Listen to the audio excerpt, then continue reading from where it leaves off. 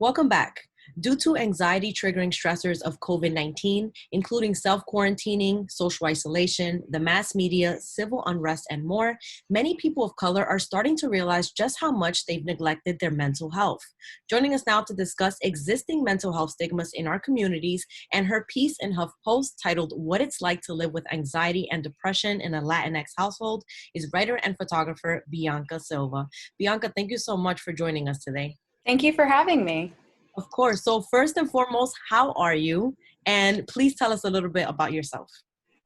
So I'm doing pretty good right now. I literally finished like a shift.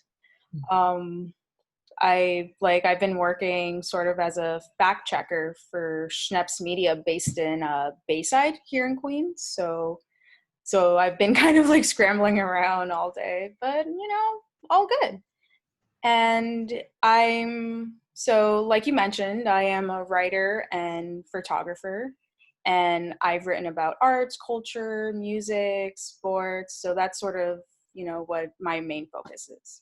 Got you. I'm glad to hear that you're doing well and you're working remotely. So there's a lot, changing in our media world nowadays.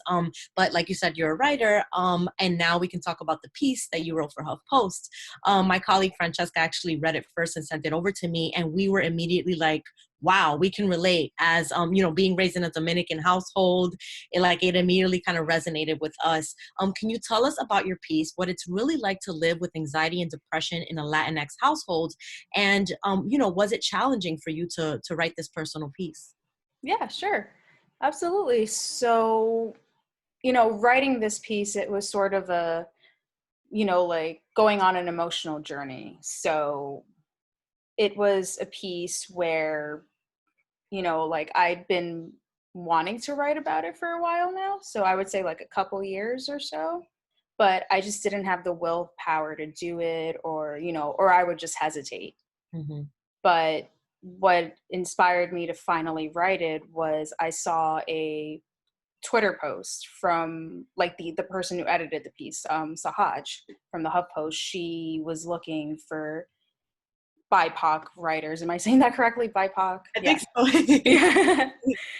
So she was, looking for BIPOC writers to contribute to stories, regarding mental health, and for Minority Mental Health Awareness Month, which I didn't even know was a thing until I saw her post.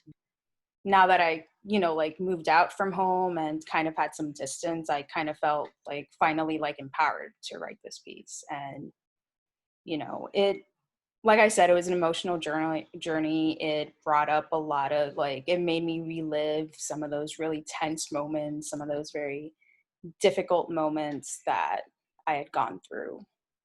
Right. And one of those things where Bianca, you shared that you had a hard time finding or accessing care, or admitting that you had care, admitting that you had a psychologist at home. You would lie to your mom and say, I'm going out with friends, when in fact you were going to visit your therapist. Yeah.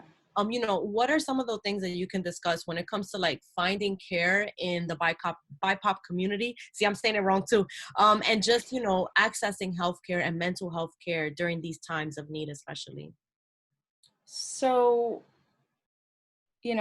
I think, I was in a situation where fortunately my health insurance covered those mental health services, but I realized that's not the case for many of us in our community, where, it's difficult to even begin to find those resources.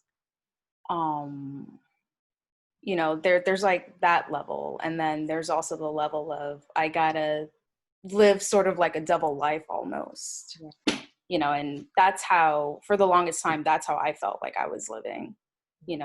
Like when back in college, I would always say, oh, I'm like working at school, when in reality I was in the neighborhood, talking to somebody once a week. Something else you bring up is that, you know, you've had your successes in life when it comes to employment and just education, and your family has a certain expectation of, you know, you shouldn't be feeling this way because you're successful and you should be fine because you're doing things that other people aren't doing. But can you help us break that stigma where, you know, success doesn't equate happiness or being mentally okay? Yeah, I just, you know, I feel like the stigma that we have in these communities is that, you know, you're not allowed to be vulnerable. Like, you have to be persistent, you know, to the point of stubbornness, which is sort of how we end up in that position to begin with. Success doesn't always equate to, you know, total happiness, total, you know, mindfulness. It's something, you know, that, you know, many of us, like many successful people in general, struggle with. You know, recently Michelle Obama herself, you know, came out and said that she was, you know, like she had low grade depression Mm. because of the circumstances. And, you know, hearing such a powerful woman like Michelle Obama say that, you know, that's something I feel, you know, people in, you know, like Black and Latinx communities can relate to.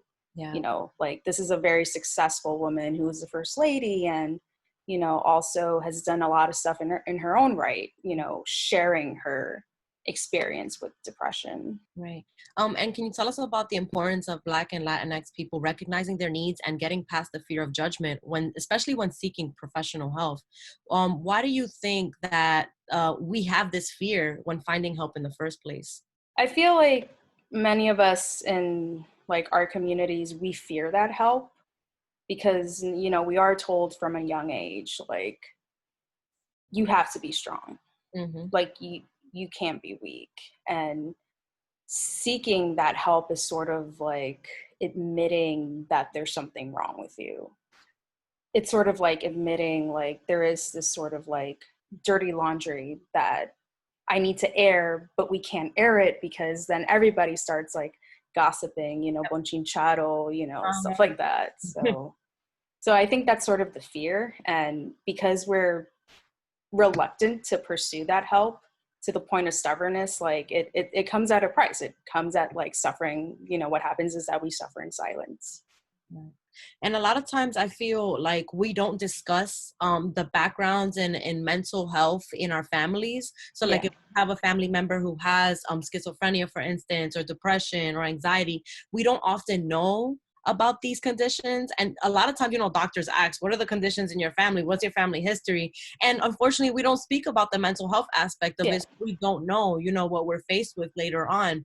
How do you believe, aside from discussing these things with our family members, how do you believe that we can begin to undo the stigmas in our Black and brown communities, starting with ourselves? Yeah. So, you know, like in the piece, I specifically mentioned that, you know, a way to undo the stigma is by acknowledging it ourselves, because if we don't acknowledge that, you know, we need to seek treatment of some form, how can we tell other people that it's okay to talk to a therapist, that it's okay to seek help, what, you know, like whatever it is? If we don't start with ourselves, how can we, you know, persuade others to get that same help?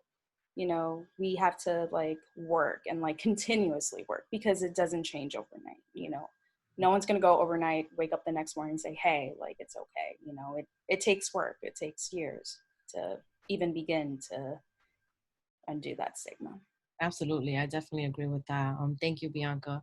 So I know that you said that you live alone, but through COVID-19, a lot of people have been stuck at home with families who may not entirely understand our anxieties. And some of those family members may even be the culprit of the anxiety. Can we also discuss the challenges of that, of just living at home with a Latinx family or, you know, Black Latino family who may not understand what you're dealing with? Yeah, sure. So I actually live with my boyfriend. Okay. So like no, it's okay. No, it's okay. Yeah, no, we moved in together about a couple years ago, but you know, I can only imagine, you know, living like being stuck at home with, you know, sheltering in place with family who do not understand. And I feel some of the challenges may be, you know, I feel like everybody is experiencing like similar feelings at the moment of, you know, like some sort of depression, some sort of stress about not being able to work, not being able to do this and that. And I feel like a challenge would be like, I guess like someone in the family being more reluctant to like even more reluctant than usual to validate, you know, someone's feelings. Yeah. We don't talk enough about how much social isolation and distancing and quarantining yourselves can kind of make you, I don't know, look inside yourself Yeah. and realize that maybe you've been declining or ignoring the fact that you may have some type of anxiety, you know, or something like that you've never experienced at that height before. Yeah. Thank you for sharing that as well. I'm sure that many folks have read and appreciated your piece as much as we have. What types of things are you hearing back as feedback from the piece since you wrote it, and how are people reacting to it? Yeah, so I've been pretty amazed and overwhelmed at the amount of like the positivity that the piece has gotten. So I've gotten, you know, responses from people I went to, you know, middle school with and high school with in Washington Heights and in East Harlem about, you know, how important the story is to them and how they're able to relate. And I've also gotten like feedback from some of my colleagues in journalism and, you know, also, you know, like some friends that I have that are in psychology saying like, you know, I didn't know, you know, people in BIPOC communities, like I didn't know this is the extent of what somebody in those communities can go through. And you know, for many, it's been sort of like a learning experience, like, oh, this is something new. And for people who have gone through it, you know, it's sort of amazing how like people have told me, hey, like I've gone through something similar. When the piece was about to be published, like I was scared that my piece would be seen as, oh, me being like over dramatic or, you know, what I have gone through is not valid because I haven't done like, I guess like, because I didn't go through the extreme. So overall, I'm just sort of grateful for all the positive feedback that I've had. And, you know, hopefully I've made someone's day like better, you know. You have, and maybe you've helped somebody else be courageous enough to share their personal story as well. So thank Yeah. you for that. To wrap up, can you please leave us with a message for the community on mental health and where people can connect with you, follow you, and also read the piece on HuffPost? You know, you're not alone. Like we're not alone in the struggle that, you know, like even if you feel, when you feel like you're down, like there's like no hope in life, like you're not the only one. And there's always ways to finding that help, whether it's like calling a hotline or, you know, at least in New York City, there's like a resource for like for mental health services for COVID, things like that. You know, like there are, you know, there are options to finding that. And, you know, you can follow me on Twitter at Bianca Silva. And, you know, I'm trying to build up the Twitter a little more, but, you know, like I'm always willing to like lend an ear, talk, things like that. So Thank you so much, Bianca. thank And you you. can find her piece, folks, on HuffPost.com. You might have to Google it. The title is What It's Like to Live with Anxiety and Depression in a Latinx Household. So you can find that on Google through HuffPost Personal. Thank you so much, Bianca, for joining us. Thank you. Thank you for having me. Thank you. We'll be right back.